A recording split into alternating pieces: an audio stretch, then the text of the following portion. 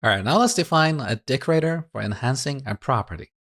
So let's define a user class and give it a password property of type string and a constructor for initializing this property.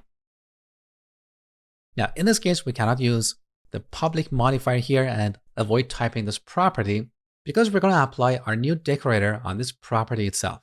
So let's bring this back and remove the public keyword. Good. Now, our new decorator is going to be called min length. And with this, we can ensure that our passwords are at least, let's say, 4 characters long. So let's define a function called min length. Now here we need a parameterized decorator. So let's give it a parameter called length of type number. Now here we're going to return the actual decorator function. Now, property decorators are very similar to method decorators. So here we're going to return a function with 2 parameters, target of type any and property name of type string.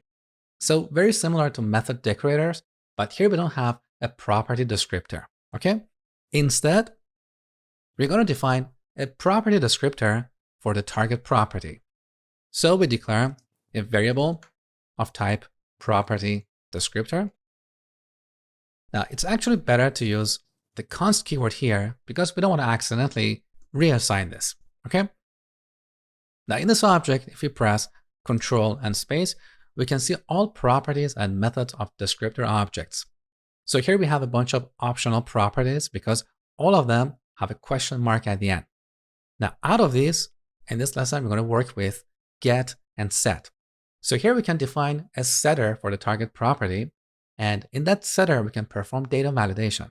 So if the new value is less than, let's say, 4 characters long, we can throw an error. So let's define a setter that takes the new value as a string. And here we can check to see if new value, the length, is less than the length that we have specified up here, then we're going to throw an error. So throw new error. Property should be at least 4 characters long. Now, we don't want to hard code these values like 4. We want to render them dynamically. So instead of using single quotes, we're going to use backticks to define a template string. Now, in a template string, we can have placeholders for rendering values dynamically. So instead of 4, we're going to add $ braces, and this is going to be the placeholder for the length parameter. Now, similarly, we're going to render the property name dynamically. So one more time, $ braces, property name. Good. So this is our data validation logic. If the value is valid, then we're going to store it somewhere. But where? Well, in this decorator function, we can declare a variable called value of type string. And if the new value is valid, we can set value to new value. Now we also need a getter for returning the value of this variable. So in this descriptor, let's define a getter. And here we simply return the value. Okay? So now that we have a descriptor object, the last step is to assign it to the target property. So right after, here we call object that define property. And here we're going to pass 3 values: the target object, property name, and the new descriptor object. Okay? Now let's see this in action. So let's create a new user.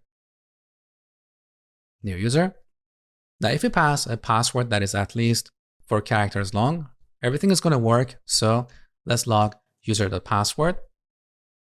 So let's compile and run our program. There you go. Everything is working well. But if you pass a password that is less than 4 characters long, we're going to get an error.